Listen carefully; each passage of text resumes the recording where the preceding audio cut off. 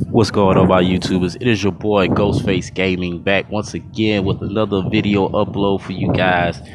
This time, like I said, I'm starting a new series on my channel called Ghostface Speaks.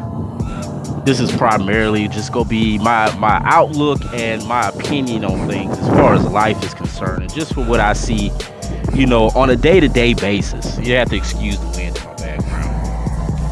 But the reason why I wanted to do this with Ghostface Speaks is on mental health awareness, right? Mental health awareness.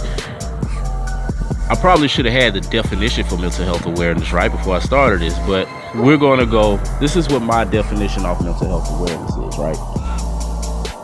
Now, we know a lot of people in our lives that deal with some type of mental health issues, whether it be post-traumatic stress syndrome from a battered domestic relationship, from being in the warfare. Hey, you can even have post-traumatic stress syndrome from doing over 5 years in prison, just from the things you see and the type of things you're subjected to. Now, where the awareness part comes into play is, how do we handle and deal with these type of issues? How do we take control of these problems? How do we properly deal with these people? How can we help them? And what brought this conversation about is, I was at work at the barbershop today, and in my own world, cruising through Facebook, chatting with my wife, I hear the yelling, but I'm not paying it no attention whatsoever. I hear the yelling, but I'm not paying it any attention. So, like most people, we're in our own worlds. So, out the corner of my eye, because my peripheral is a motherfucker, out the corner of my eye, I see a group starting to gather right here by the alleyway, over here by the barbershop. So I go outside. Once I see people starting to pull their phones out, that's when I get up. I go outside. I goes outside. It's a dude in our alleyway of the barbershop, downtown Columbia, if you know anything about it. It's a dude in our alleyway, and he's on top of the central air unit. He's laying there at first, screaming, clawing at his face, clawing at his clothes. Then he just stood up and was just yelling to the top of his lungs like he was about to jump. So while the people are just standing there staring, they see me walk into the alley. So when they see me walk into the alley, they kind of put their phones up. I'm like, yo, what's up, bro? What's the problem? He's like, I'm just going having a bad day, blah, blah, blah. He's going through it. So I'm like, well, come down and talk to him. My man was about to jump. I'm not gonna lie, I was an asshole. I didn't tell my wife this. She probably said I was an asshole for it. But the man said, I'm gonna jump, and I'm gonna jump head first. I said, well, if you're gonna jump, try to jump over that way, so you can land in the leaves and I won't have to clean up this mess later. He kind of chuckled. I broke the ice. Bring your ass on down. So he comes down. I get to talking to him. Once I get to talking to him, the crowd disperses. Now, the crowd disperses, and that's when he comes out and say, hey, man, listen, I really, really apologize if I caused a disturbance by your business. It's just these new meds that the doctors have me on. I'm really wigging out. I'm really tripping, and I really need some help. I said, bro, yo, listen, I understand, but these people around here are not going to be so nice to you. They're not going to treat you like you have a mental issue, man. If you have somebody else you can go talk to, if you can go to transition, try to talk to somebody at least till you come down off your med. He walked off, right? He walked off. And I could see at the stoplight, he was still wigging out and still tripping. And I felt a little conviction in my spirit about it, like, damn. Not necessarily like I want to help him, like, damn, what's going to happen to him after this point? So what you see here in front of you, this slide I have here in front of you, is the number of deaths of drug overdoses between 1997 and 2017. We've had a total of 70,237 deaths just from, and this is prescribed drugs. We ain't talking about your crack cocaine, We ain't talking about your heroin. We ain't even talking about none of those street drugs that they taught us in Dare that were horrible for you, that we shouldn't, get tied into. We shouldn't be tied into those type of people. These people are out here dying off prescribed drugs, psychotropic drugs at that. Now, here's where we get into the meat and the meat and bone of what I'm talking about. So, with the death, and as of last year, the record was 68,000 and something people that have died. So the numbers have gone down some. Yeah, they gone down some, but from 1999, we had 26,000 people die. To 2017, we had so that's over 50,000 people that died. That's double. That's what, 25-30% increase of people that died from drug overdose, prescribed drug overdose. And actual people that died of all ages from heroin and cocaine overdose, those numbers are somewhere in the 15,000, not even a whole 20,000. And that's last year. We didn't even have 20,000 people die from a drug overdose, a drug that you can't buy at your CVS or your Hawthorne or anything like that.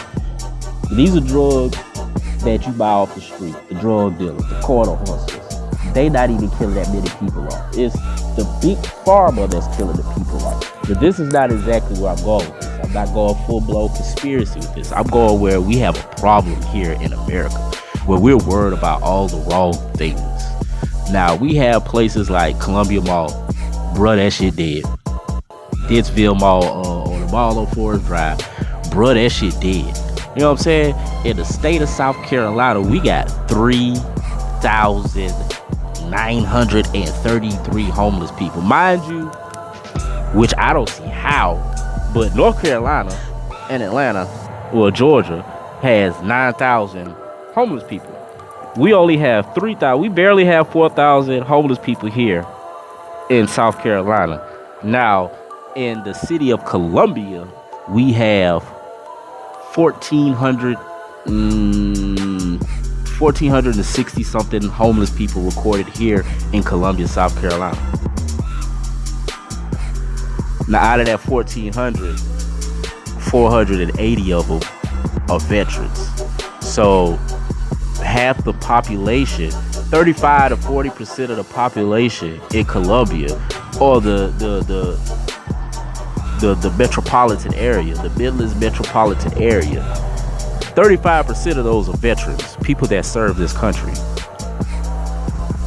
Now, as of July last year, Austin Wilkes just started helping only veterans.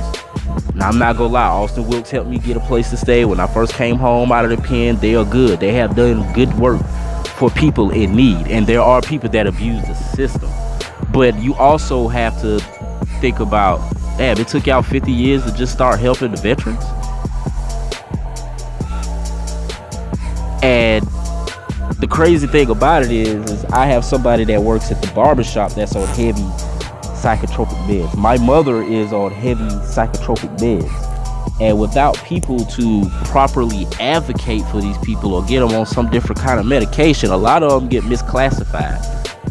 A lot of them get misdiagnosed, and a lot of them get the wrong kind of medicines. And you have times where they're combative. That doesn't necessarily mean they go buck, flip you over. You know what I'm saying? They just stop taking their meds because of how it makes them feel.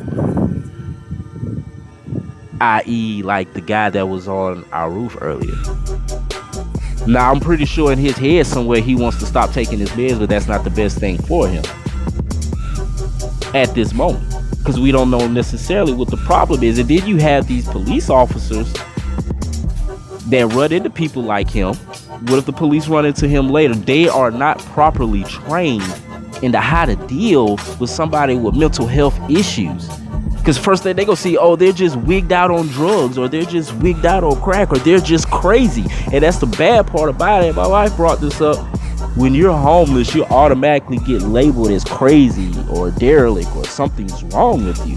And that's another form of combativeness, because they don't want to take the medicine, but they don't want to worry, strain, or bother nobody for help. And that's crazy. That's crazy. We're in a world where you can't ask nobody their gender, and people can be whoever they want to be. If I say tomorrow that I no longer want to be a black man in America, I want to be a white man, they're gonna look at me crazy. They're gonna call me crazy for that. Even though tomorrow I can say I no longer want to be a man, I want to be a female, and I want to go through the sex change. Nobody's gonna look at me crazy for that. But if I say I'm homeless and I'm dealing with some mental issues and I need help, people gonna label me crazy. They gonna put me in the crazy ward. They gonna dope me up and just toss me to the side. So out of all these vacant places we have, why we can't set up some real forms of shelters for people? You know what I'm saying? Why don't we have any real help for people with mental illness? Because me personally, especially staying and being and working around downtown, I see it every day, 3-4 times a day. People just going off on trips because of the prescribed medicine mental health gives them. Because of the prescribed medicine mental health gives them. So my thing is, what is it that we need to do?